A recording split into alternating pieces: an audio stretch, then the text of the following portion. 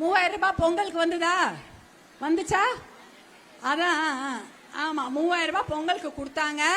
அது உங்ககிட்ட இப்ப இருக்காமா? 3000 ரூபாய் எங்க உங்க கையில இருக்க? அந்த 3000 ரூபாய் காட்டுங்க. பொங்கலுக்கு போன மாதம், இன்னும் ஒரு மாசம் கூட ஆகல, ஜனவரி 15, 13, 14 உங்க கையில கொடுத்த அந்த 3000 ரூபாய் எங்கே? உங்கள் கையில் இருக்கிறதா? உங்க பர்ஸ்ல இருக்குதா? வீட்டு பீரோல பூட்டிட்டீங்களா? லாக்கர்ல இருக்கா? பேங்க்ல இருக்கா? எங்க இல்ல. எங்க இருக்குது? ஒயின் ஷாப்ல இருக்குது, டாஸ்மாக்ல இருக்குது அந்த 3000 ரூபாய். அவர்கள் கொடுத்த அந்த 3000 ரூபாய் அந்த 3 நாள் என்னைக்கு? பொங்கல், மாட்டு பொங்கல், அப்புறம் ஞாயிற்றுக்கிழமை ஒன்று வந்துதா? அது நடுவில் ஒரு நாள் லீவு விட்டாங்க. அப்புறம் காணும் பொங்கலுக்கும் போயிடுச்சு.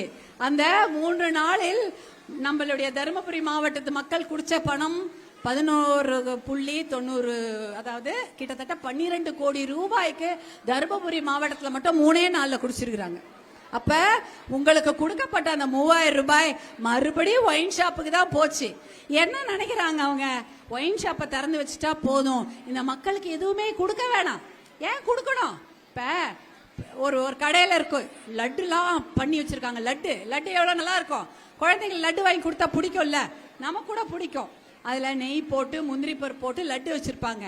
ஆனா அதை சுத்தி எறும்பு முக்கியம். லட்டு வச்சா என்ன ஆகும்? எறும்பு வரும். ஆனா அந்த லட்டை நோக்கி எறும்பு போக கூடாது. என்ன பண்ணுவீங்க? அதுக்கு ஒரு ஐடியா சொல்லுங்க பாப்போம். அந்த லட்டை நோக்கி எறும்பு போக கூடாதுன்னா என்ன பண்ணணும்?